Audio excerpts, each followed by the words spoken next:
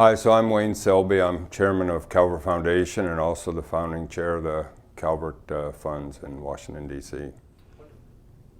How long have I been in this field? I would say at least 30 some years in terms of us doing the very first comprehensive social investment fund in a mutual fund context in 1982. Along with that, we also did some investments that had we were the first fund to actually invest at below market rates to accomplish certain social objectives, which is the first time the SEC ever saw a registration statement around that. And our shareholders, which were quite educated, most of whom had postgraduate degrees, wanted us to do 2-3% instead of 1%, just showing that in the beginning we tapped a vein about people wanting their money to have social benefits and payoffs. I think that our greatest challenge back in the 80s when we started doing this social investment was that people were trained that the free market takes care of everything, and that people who didn't get the highest rate of return were kind of losers and that wasn't for them, and they're supposed to just think in terms of optimizing their financial returns. Whereas the concept of more holistic thinking and optimizing the planet, the social opportunities, the ecology, is still kind of a new kind of thought system coming into play. And what's been interesting over the years as this field has grown and most recently gone into almost a hypergrowth is that taking the word social venture capital, which we used to call it, out of this and using the word impact seems to have broadened the tent. Now the biggest, I think, payoff is that more and more investors are setting aside some of their monies to invest in the younger generation, social innovation, social change. And yes, they want to make some money, but money isn't the driver. The driver is to see a planet you want to hand over to your children. I think the greatest challenge today is that as this impact investing field really explodes, it doesn't mean all investments are good investments. And there's a lot of rigor that's required. I mean, this is just like regular venture capital in terms of how you structure relationships, how you structure exit strategies. And we need a cadre of people who want to support the investors to be able to have them make the kinds of investments and the kinds of social returns that people talk about. I think that a democratization of the movement is important. I mean, on the one hand, people say impact investing, oh, you get to help these poor people, you get ecological balance. That's true. But there's another element to this, which is partly a spiritual element to allow people to participate in giving or sharing with their assets or collaborating and partnering with this generation of social entrepreneurs.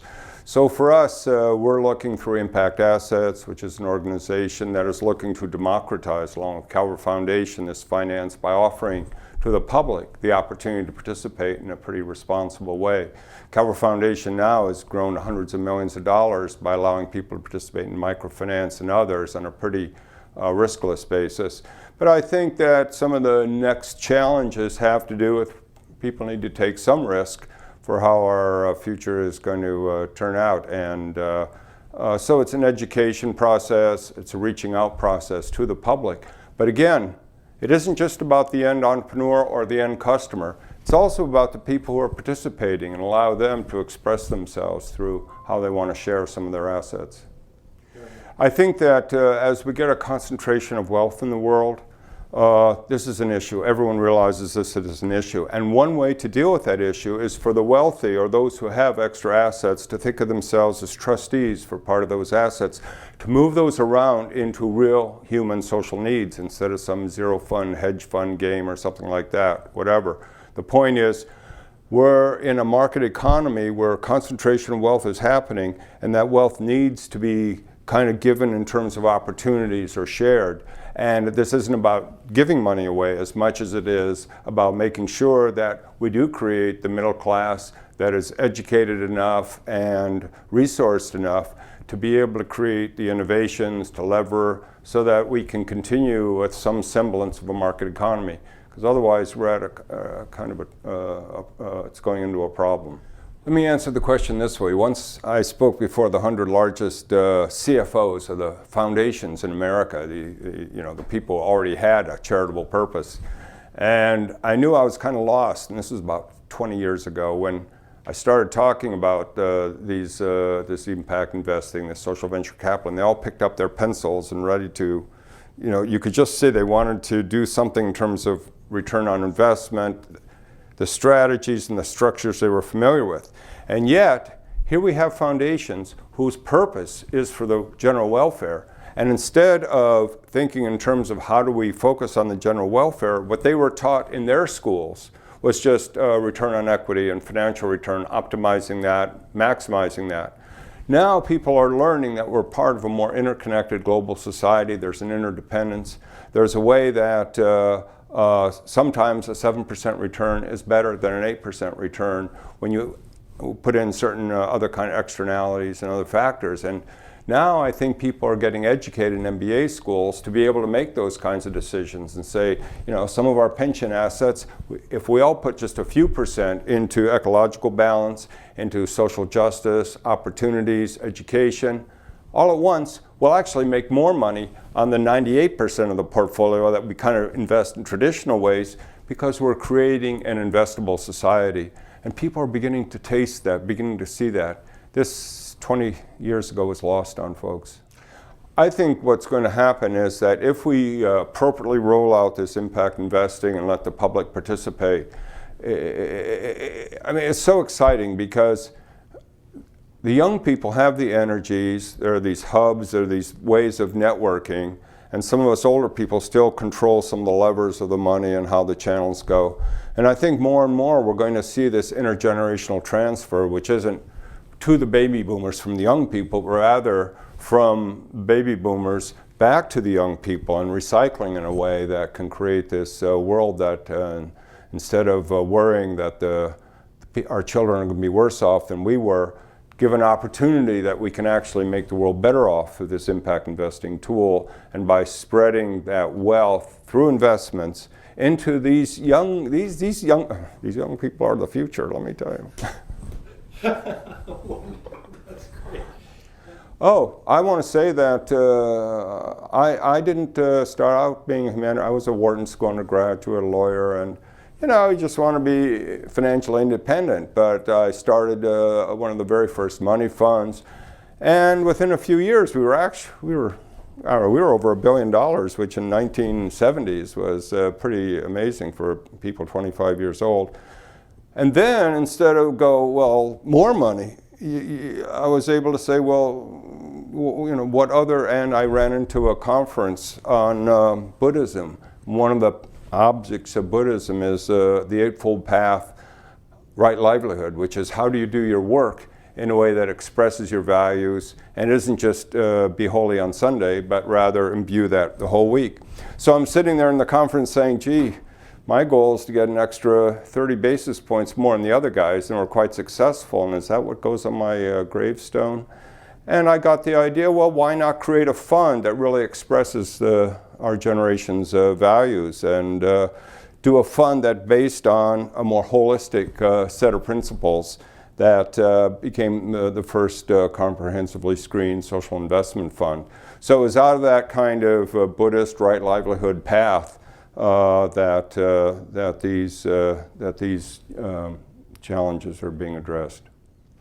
I think those of us who are managing some of these assets now and making some of the stories, again, this isn't easy work. Venture capital, private equity, there's a reason some of these guys get paid the big bucks. And to be able to do this responsibly, it's not just about transferring the money into the entrepreneurs, but making sure the entrepreneurs have both the skill set, the advice, in a sense, the mentality of how to run these businesses in ways that do give some kind of return to the investor, but also meet the social goals that the social entrepreneurs have laid out and the objectives of making a more livable world. Yes, I have a real difference of opinion with Georgette, actually.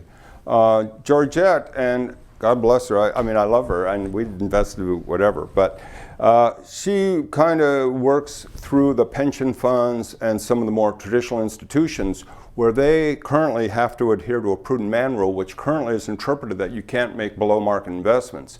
Whereas a lot of the investments that we do, we recognize that, we're not maximizing financial return, we're kind of optimizing overall return, and occasionally we might get a below market return, and that's okay with us.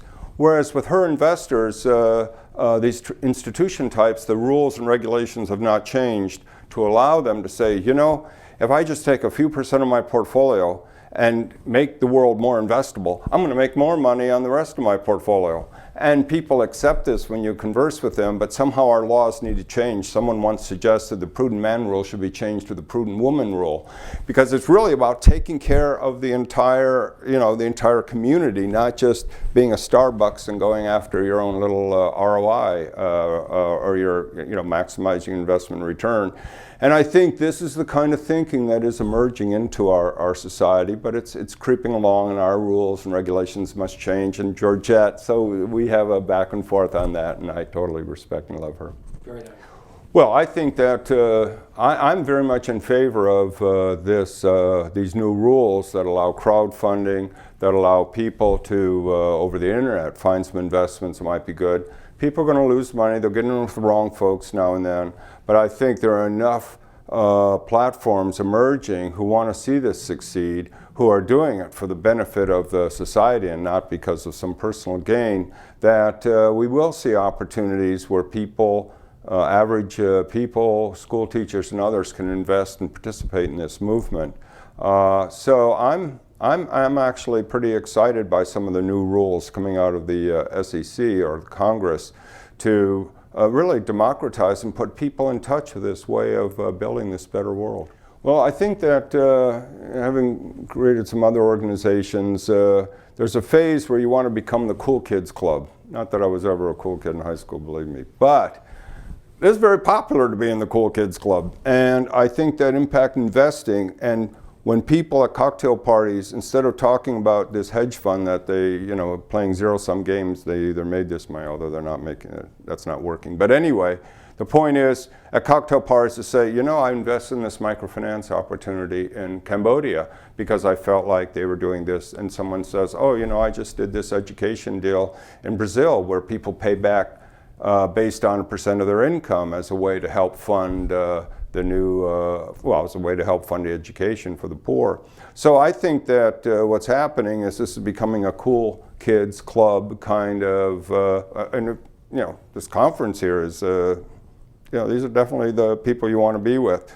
And as that emerges, I think we'll see it more popularized, and people will talk about this as part of who they are and kind of a maturation of our society. And it's been a long time waiting, but it's all good.